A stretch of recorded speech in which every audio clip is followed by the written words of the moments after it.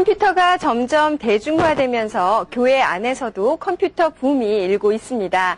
김수환 추기경님께서도 신자들과 인터넷을 통한 만남을 자주 가지신다고 하는데요. 그렇다면 과연 이런 컴퓨터 통신이나 인터넷을 통해서 고해성사 보는 것도 가능할까요?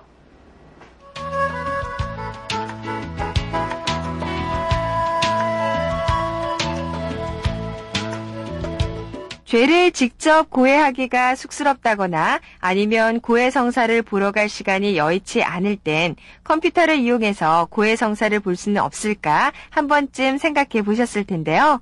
어떤 경우에도 컴퓨터 통신이나 인터넷을 통해서는 고해성사를 볼 수 없다고 합니다. 죄를 고해하고 죄를 용서받는 것은 아주 중요한 일이고 또 중요한 일은 본인이 직접 나서서 해결하는 것이 가장 올바른 방법이기 때문이죠.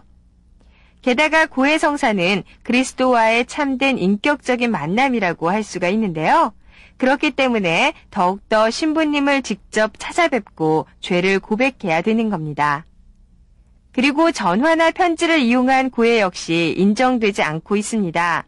하지만 언어장애자나 대화가 불가능한 경우에는 편지로 대신한다던가 또는 통역자나 번역자를 이용할 수도 있다고 하는데요. 이런 경우에는 통역자나 번역자가 고해 내용에 대해서 엄격하게 비밀을 지켜줘야 합니다.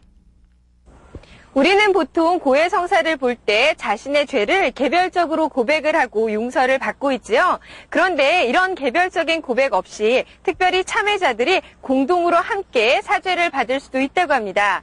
그렇다면 과연 어떤 경우에 개별적인 고백 없이 일괄적인 사죄가 가능한지 알아볼까요?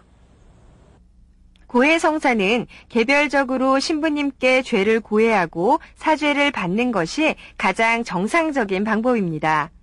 하지만 중대한 이유가 있을 경우에는 개별적인 고해 없이 한꺼번에 여러 참회자들이 일괄적으로 사죄를 받을 수도 있다고 하는데요. 일괄적인 사죄에는 두 가지 경우가 있습니다. 첫 번째는 참회자가 죽을 위험에 처해 있을 때 신부님께서 개별적인 고해를 듣기에 시간적인 여유가 없는 경우입니다. 그리고 두 번째는 참회자들의 수가 너무 많은 경우인데요. 신부님 수가 부족해서 적절한 시간 안에 개별 고해를 들을 수가 없는 경우에는 일괄 사죄가 가능하다고 합니다.